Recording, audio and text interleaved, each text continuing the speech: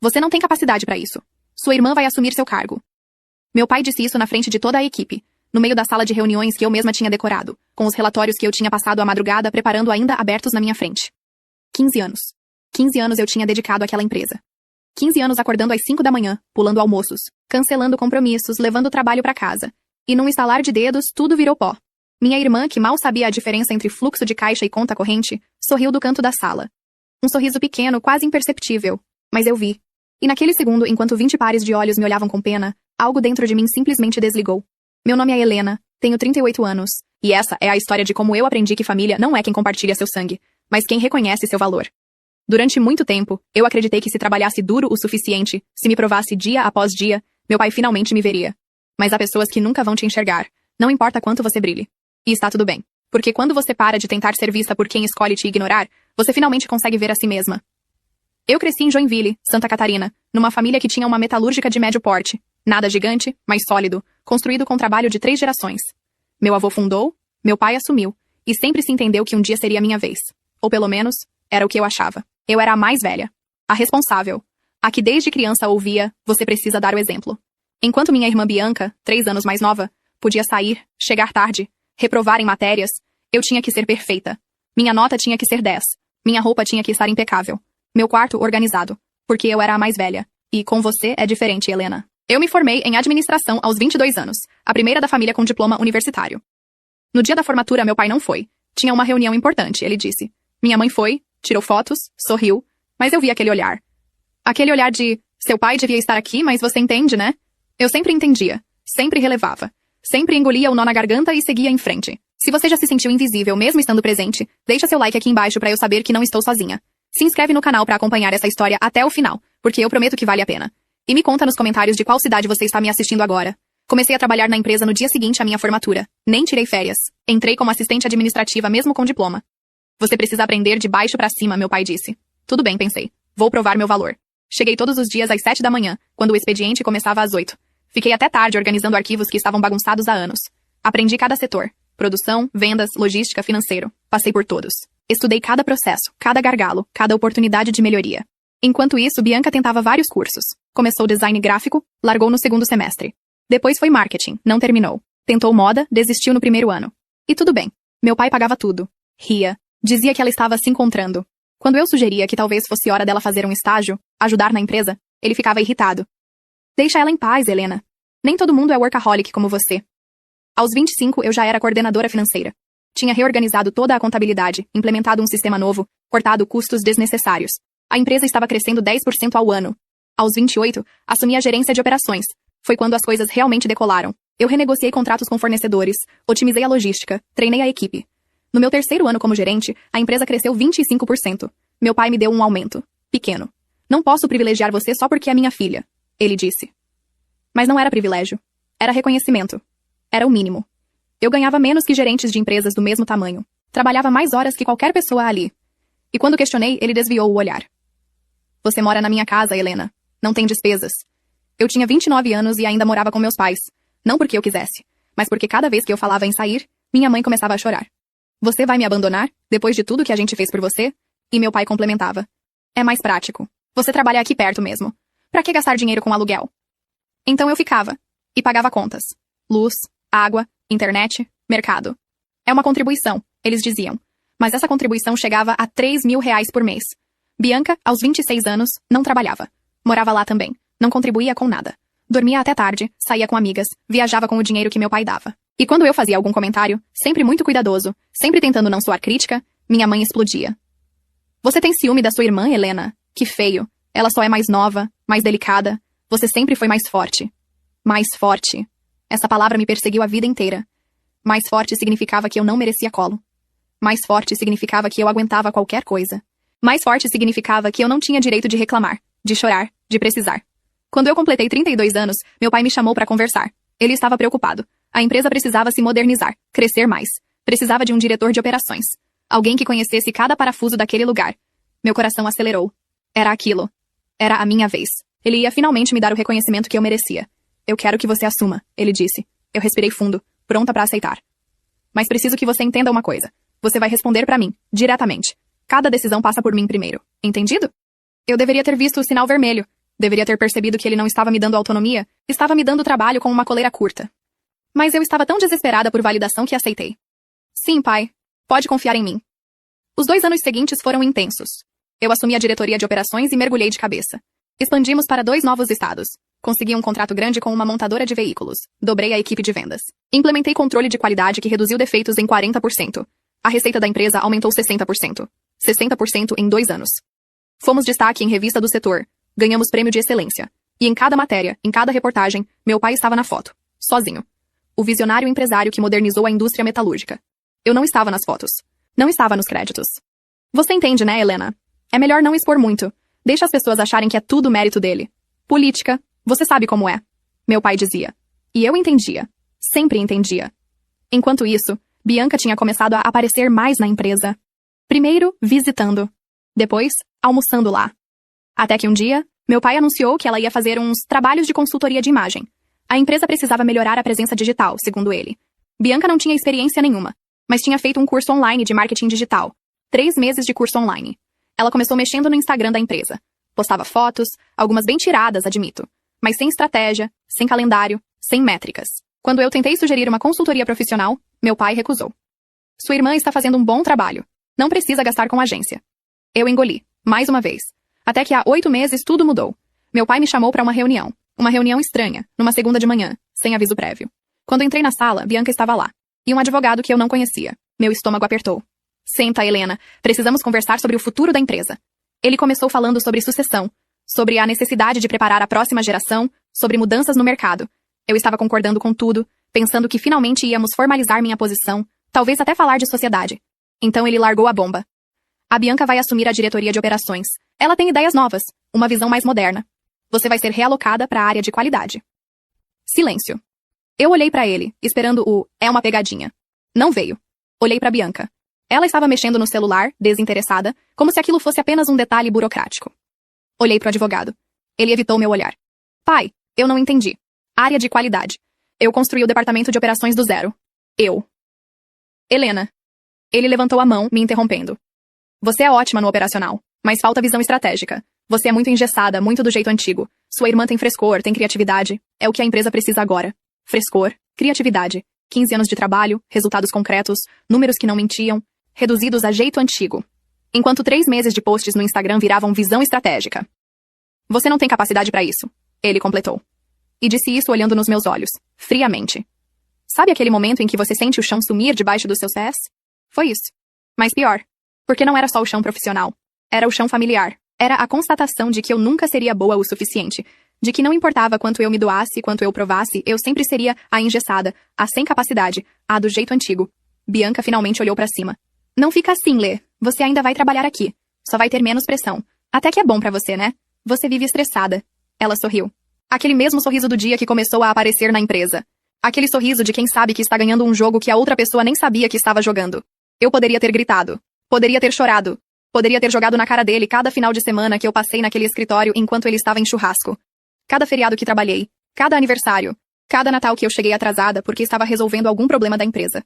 Mas eu não fiz nada disso. Eu me levantei, peguei minha bolsa e disse apenas: está bem.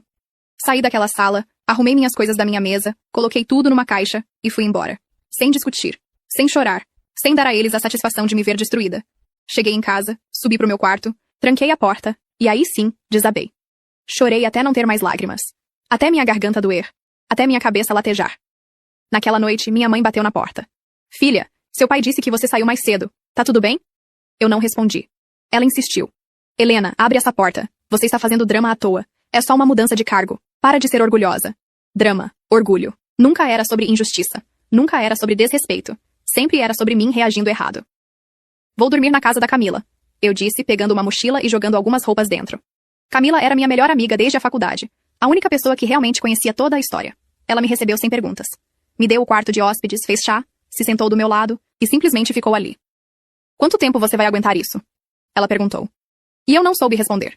Fiquei na casa dela 1 semana. Meu pai ligou 2 vezes. Não para perguntar como eu estava, mas para saber onde estavam os arquivos de um projeto específico. Lembra? Aquele da filial de Curitiba. Você organizou tudo? Eu mandei a localização dos arquivos por mensagem. Nem falei com ele. Minha mãe ligou mais. Chorando, dizendo que eu estava exagerando, que família tinha que se apoiar, não se afastar. Volta pra casa, filha. A gente resolve isso conversando. Mas eu não queria resolver conversando. Eu queria silêncio. Eu precisava de silêncio. Precisava ouvir meus próprios pensamentos sem a voz deles me dizendo o que eu devia sentir, o que eu devia pensar, como eu devia reagir. Depois de uma semana, voltei. Mas não voltei a mesma. Entrei pela porta, cumprimentei meus pais com um aceno de cabeça, subi pro quarto. Minha mãe tentou puxar conversa no jantar. Respondi com monossílabos. Meu pai comentou algo sobre a empresa. Eu não reagi. Terminei de comer, lavei minha louça e voltei pro quarto. Nos meses seguintes, eu me tornei um fantasma naquela casa. Acordava, ia pro trabalho na área de qualidade, fazia o que me pediam, nem mais, nem menos, e voltava. Não participava mais de reuniões estratégicas, não dava mais sugestões, não ficava até tarde. Às 5 da tarde, eu desligava o computador e ia embora. Pela primeira vez em 15 anos, eu trabalhava exatamente o meu horário. No começo, ninguém percebeu a diferença, mas aos poucos, as rachaduras começaram a aparecer. Bianca assumiu minha posição com pompa. Fez questão de mudar tudo. Reorganizou a equipe, trocou fornecedores, mudou processos. Modernizando, ela dizia. Na prática, ela estava desfazendo anos de trabalho cuidadoso, sem entender o porquê de cada decisão. O primeiro problema veio depois de 2 meses. O novo fornecedor que ela escolheu, mais barato segundo ela, começou a atrasar entregas. Projetos atrasaram. Clientes reclamaram. Ela tentou resolver fazendo mais pedidos para o mesmo fornecedor, achando que o volume resolveria. Piorou. Eu soube porque a equipe de produção ainda me procurava. Helena, a gente não sabe o que fazer. A Bianca não está ouvindo. Você não pode conversar com ela? Eu podia, mas não ia. Falem com ela. Ela é a diretora de operações agora. Eles insistiram.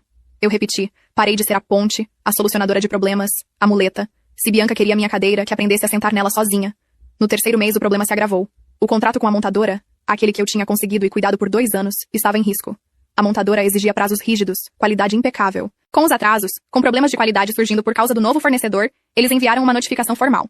Ou a empresa resolvia, ou eles romperiam o contrato. 20% da receita da empresa vinha daquele contrato. Meu pai me chamou. Pela primeira vez em meses, ele foi até a minha sala. Helena, você conhece bem esse contrato. Você pode dar um suporte para sua irmã. Só dessa vez? Eu olhei para ele. Realmente olhei. Vi as olheiras que não estavam lá antes, o vinco de preocupação, e não senti nada. Não posso, pai. Não é minha área mais. E tenho muito trabalho aqui na qualidade. Não era verdade. Qualidade estava tranquilo. Mas ele não sabia. Ele nunca soube o que acontecia em cada setor. Ele só sabia que as coisas funcionavam porque eu fazia funcionar. Helena, não faz isso. A empresa precisa de você. A empresa, não ele. Não, eu preciso de você. Não, eu errei. A empresa. Fala com a Bianca. Ela tem capacidade para resolver. Foi o que você disse. Ele fechou os olhos, suspirou fundo e saiu sem dizer mais nada. A situação foi piorando. Bianca tentava apagar incêndios, mas criava novos sem perceber. Ela culpava a equipe, trocava pessoas, criava processos complicados que só atrasavam mais as coisas. A pressão foi aumentando. As discussões em casa também. Meu pai vivia irritado. Minha mãe vivia ansiosa, querendo que eu ajudasse a sua irmã. Pelo amor de Deus, Helena, é a empresa da família. Mas eu não cedia. E pela primeira vez eu estava entendendo o que era esse silêncio. Não era raiva. Não era vingança.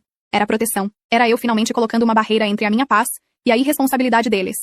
Eu não desejava mal. Mas também não ia mais me sacrificar. Foi no 4º mês que eu comecei a agir de verdade. Não contra eles. Mas por mim. Procurei um advogado trabalhista. Queria entender meus direitos. Fui com todos os contra-cheques, documentos, comprovantes de horas extras nunca pagas. O advogado, doutor Maurício, um senhor de 50 e poucos anos com um escritório pequeno, mas sólido, analisou tudo com cuidado.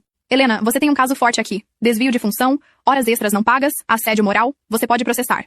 Mas não era sobre dinheiro, ainda não. Eu só quero saber o que eu posso fazer. Quais são minhas opções? Ele entendeu. Você pode sair da empresa, pedir as devidas indenizações, ou pode ficar e exigir que corrijam sua situação. Mas, sinceramente, pelo que você me contou, esse ambiente é tóxico. Eu aconselharia você a sair. Sair. A palavra ecoou na minha cabeça. Sair significava admitir a derrota? Ou significava escolher a minha sanidade? Me dá uns dias para pensar, eu disse. Ele concordou e me passou o contato de uma psicóloga. Esses casos mexem muito com a saúde mental. Seria bom você conversar com alguém. Eu liguei, marquei, e foi ali, na sala acolhedora da doutora Paula, que eu comecei a entender o tamanho do buraco que eu estava. Negligência emocional, ela chamou. Abuso financeiro, exploração. Palavras que eu nunca tinha colocado naquelas situações porque, afinal, era família. Mas família que te explora continua sendo exploração. Família que te diminui continua sendo abuso. Durante 5 meses eu vivi 2 vidas. A vida visível, onde eu era a Helena calada que trabalhava, voltava para casa, mal falava. E a vida invisível, onde eu estava me preparando. Juntei dinheiro, abri uma conta em outro banco, comecei a procurar apartamento. Procurei emprego, só para ter opções. Consegui 3 propostas. 2 em outras cidades, uma aqui mesmo, numa empresa concorrente, com salário 20% maior que o que eu ganhava. Conversei com clientes antigos, discretamente. Vários deles tinham me procurado nesses meses querendo saber por que eu não estava mais envolvida nos projetos. Expliquei que tinha havido mudanças. Eles não disfarçaram a preocupação. Helena, se você sair daí, me avisa. A gente faz negócio com você, não com a empresa. Aquilo foi revelador. Mais revelador do que eu esperava. No 5º mês, a montadora cancelou o contrato. Enviou uma carta formal rescindindo por quebra de cláusulas de qualidade e prazo. Foi um golpe gigante. A empresa entrou em crise. Meu pai precisou fazer um empréstimo emergencial para cobrir a folha de pagamento. Bianca teve um ataque de pânico e ficou uma semana sem aparecer. Disseram que era estresse. Minha mãe começou a fazer campanha pesada comigo. Sua irmã está mal, Helena. Você não tem coração? Ajuda ela. Onde estava essa preocupação quando eu estava mal? Eu respondi. Foi a primeira vez em meses que eu disse mais de uma frase para ela. Ela ficou vermelha. Você não estava mal. Você estava mimada. Mimada. 15 anos de trabalho, desfeitos com uma palavra. Tá, eu disse. E voltei pro quarto. Foi aí que meu pai bateu na minha porta. Ele nunca batia. Ele sempre entrava. Helena, precisamos conversar sério. Eu abri a porta, mas não deixei ele entrar. Conversamos ali mesmo, no corredor. A empresa está em uma situação difícil. Muito difícil. Eu preciso da sua ajuda. Você me tirou da posição dizendo que eu não tinha capacidade. O que mudou? Ele desviou o olhar. Passou a mão no rosto. Estava visivelmente mais magro. Eu errei, está bem? Eu admito. Eu errei. Volta pra sua posição. A gente resolve isso. Não. Ele levantou a cabeça, surpreso. Não? Como assim não? Eu não volto. Eu não confio mais. Você me tirou da forma mais humilhante possível. Na frente da equipe que eu formei. Você disse que eu não tinha capacidade. Agora quer que eu volte porque o barco está afundando? Não. Ache outra pessoa. Helena, para com esse orgulho infantil. Você quer ver a empresa afundar? A empresa do seu avô? Que te deu tudo. Essa frase, essa maldita frase, a empresa não me deu tudo. Eu é que dei tudo pra empresa. Meus finais de semana, meus feriados, minha saúde, 15 anos da minha vida. E em troca, eu recebi salário abaixo do mercado, humilhação pública, e uma realocação forçada pra dar meu lugar pra alguém que não tem qualificação nenhuma só porque é a filha favorita. Então não, pai, eu não devo nada. Eu fechei a porta. Ele ficou ali, parado por alguns segundos. Depois eu ouvi os passos dele se afastando. Lentos, pesados. 3 dias depois, eu me mudei. Aluguei um apartamento pequeno, mas meu, num bairro tranquilo. Levei minhas coisas de madrugada enquanto eles dormiam. Deixei um bilhete na cozinha. Me mudei. Não tentem me contatar. Preciso de um tempo. Bloqueei o número deles no celular. Bloqueei redes sociais. Cortei o contato. E sabe o que aconteceu? Nada. Eles não foram atrás. Não insistiram. Porque no fundo, eles só me queriam quando era conveniente. Quando eu era útil. Na semana seguinte, pedi demissão. Formalmente. Com carta de próprio punho entregue ao RH. O RH ficou desesperado. Eles sabiam o que isso significava. Tentaram me convencer a ficar. Ofereceram até aumento. Mas não era sobre dinheiro. Era sobre dignidade. Cumpri meu aviso prévio. 30 dias. Fiz a transição do que era realmente necessário. Passei pra frente só o essencial. Nada além da minha obrigação. No meu último dia, não houve festa. Não houve despedida. Eu limpei minha mesa, devolvi meu crachá e saí pela porta da frente. Algumas pessoas da equipe me abraçaram, choraram. A gente não sabe o que vai ser daqui sem você.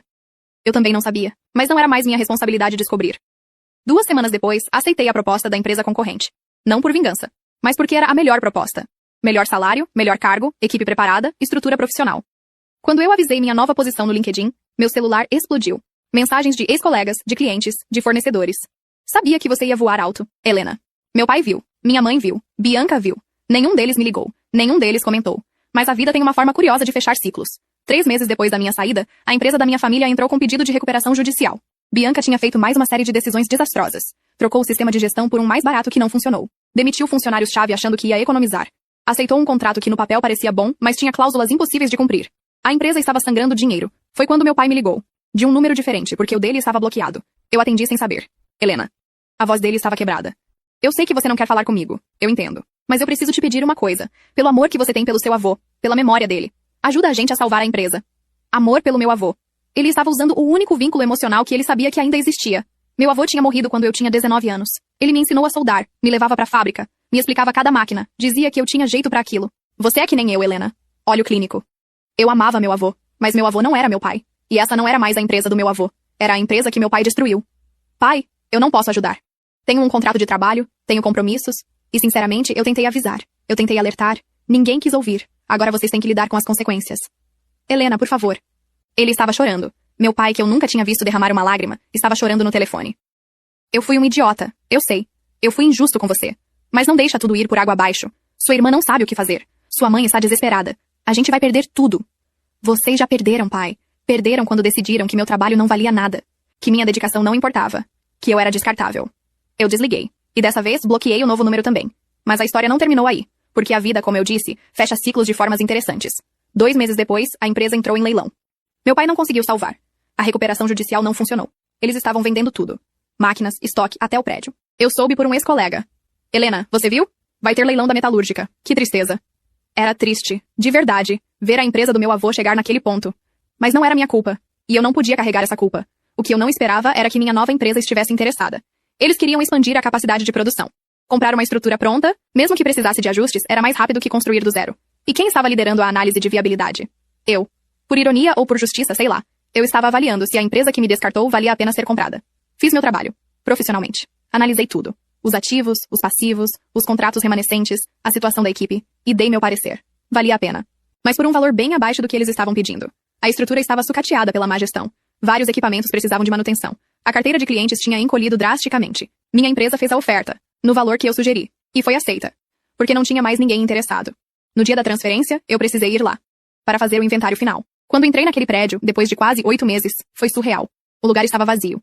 Metade da equipe tinha sido demitida. As máquinas estavam paradas. Tinha um silêncio pesado. Eu caminhei pelos corredores onde passei 15 anos da minha vida. E senti. Alívio. Alívio por não estar mais presa ali. Foi quando encontrei meu pai. Ele estava no antigo escritório dele, empacotando algumas coisas. Quando me viu, ele congelou. Helena, eu assenti. Pai. Ficamos ali, nos encarando. Ele parecia ter envelhecido 10 anos. Então é verdade. Você está com a empresa que comprou. Estou. Trabalho lá. Ele riu. Uma risada amarga, sem humor. Você deve estar se sentindo vingada. Eu balancei a cabeça. Não é sobre vingança. Nunca foi. É sobre seguir em frente. Ele se sentou na cadeira. Pesadamente. Eu destruí tudo. Você estava certa. Sua irmã não tinha preparo. Eu achei que se eu desse a oportunidade, ela aprenderia. Mas ela não tinha o que você tem. A dedicação, o conhecimento, a visão. E quando percebi, já era tarde. Eu podia ter dito, eu avisei. Podia ter esfregado na cara dele cada erro. Cada momento em que ele me ignorou. Mas qual seria o sentido? Pai, o problema não foi você dar oportunidade pra Bianca. O problema foi você tirar a minha de forma humilhante. Você não precisava me destruir pra construir ela. Tinha espaço pras duas. Mas você escolheu. E escolheu errado. Ele cobriu o rosto com as mãos. Eu sei disso agora. Suspirou fundo. A sua mãe e a Bianca estão morando num apartamento alugado. Eu estou num quarto de pensão. A gente perdeu a casa. Perdeu tudo. Eu senti pena. Realmente senti. Mas não senti culpa. Sinto muito que tenha chegado a esse ponto. Você não vai ajudar? Com algum dinheiro? Alguma coisa? Ele perguntou. Não com raiva, mas com uma esperança fraca. Eu respirei fundo. Não, pai, eu não vou. Não porque eu quero ver vocês sofrerem, mas porque vocês precisam aprender a lidar com as consequências. Eu ajudei a vida inteira. Eu carreguei o peso sozinha. E quando eu precisei, ninguém esteve lá. Então não. Isso é com vocês agora. Ele acenou com a cabeça. Lentamente. Como se já esperasse aquela resposta. Você vai assumir a gestão daqui quando a venda finalizar? Eu confirmei. Vou liderar a reestruturação. Ele sorriu. Um sorriso triste. Pelo menos vai estar em boas mãos. As mãos de quem sempre deveria ter estado no comando. Saí dali sem olhar para trás. Literalmente. Não olhei para trás. Passaram-se mais 6 meses. Hoje, a empresa está recuperada. Chamamos de volta alguns funcionários antigos. Modernizamos o que precisava. Retomamos contratos. Está crescendo de novo. Não é mais a metalúrgica da família. É uma filial da empresa onde eu trabalho. E eu sou a diretora regional. Meu pai me mandou uma mensagem há algumas semanas. Pelo LinkedIn, já que eu mantenho tudo bloqueado. Helena, eu sei que eu não tenho direito de pedir nada. Mas eu só queria dizer que eu sinto muito. De verdade. Eu fui cego, fui injusto, fui cruel. Você merecia tudo que eu neguei. E eu espero que um dia você possa me perdoar. Não precisa me responder. Só precisava que você soubesse. Eu li, reli. E deixei em visto. Porque perdão é um processo. E eu ainda não cheguei lá. Talvez chegue um dia, talvez não. E está tudo bem. Porque perdão não é obrigatório. Especialmente quando não vem acompanhado de mudança real. Bianca também tentou contato. Pediu desculpas. Disse que não sabia que as coisas iam ficar daquele jeito. Que ela não pediu pra assumir meu lugar. Mas ela aceitou. Ela ficou feliz com aquilo. Então ela também é responsável. Eu respondi dessa vez. Bianca, eu aceito suas desculpas. Mas a gente não vai ter um relacionamento. Não agora, talvez nunca. O que aconteceu deixou marcas. E eu escolho me cercar de pessoas que me valorizam. Minha mãe não falou comigo. E honestamente é melhor assim. Hoje, eu moro num apartamento que eu escolhi. Eu decoro do jeito que eu quero. Eu acordo na hora que eu quero nos finais de semana. Eu tenho amigos que torcem por mim, não que me usam. Eu namoro um homem que me respeita, que admira meu trabalho, que nunca me fez sentir que eu era demais, ou de menos. Eu respiro sem aquele peso no peito. E sabe o que eu aprendi com tudo isso? Que você não precisa da validação de quem te desvalida. Que às vezes, sair é a maior prova de força. Que silêncio pode ser mais poderoso que qualquer grito. Que família de sangue não garante amor. E que quando você para de tentar ser vista por quem te ignora, você finalmente enxerga o quanto você vale. Se você está passando por algo parecido, eu quero que você saiba de uma coisa. Não é sobre vingança. Não é sobre provar nada pra ninguém. É sobre provar pra você mesmo que você merece respeito. Que você merece ser valorizado. E se as pessoas que deveriam te valorizar não fazem isso, você tem todo o direito de se afastar. Você tem o direito de escolher sua paz. Eu escolhi a minha. E foi a melhor decisão que eu já tomei. Se essa história tocou você de alguma forma, se você já se sentiu desvalorizado, invisível, usado, deixa seu like aqui embaixo. Isso me mostra que tem outras pessoas entendendo essa dor e me ajuda a continuar compartilhando. Se inscreve no canal para acompanhar mais histórias reais como essa. Ativa o sininho para não perder os próximos vídeos. E me conta nos comentários. Você já precisou se afastar de alguém da família para proteger sua saúde mental? Já teve que escolher entre lealdade familiar e seu próprio bem-estar? Quero ler suas histórias. Quero saber que não estamos sozinhos nisso. E me diz também de qual cidade você está me assistindo agora. Adoro saber que essas histórias chegam em tantos lugares. Obrigada por ter ficado até aqui comigo. De coração. Até o próximo vídeo.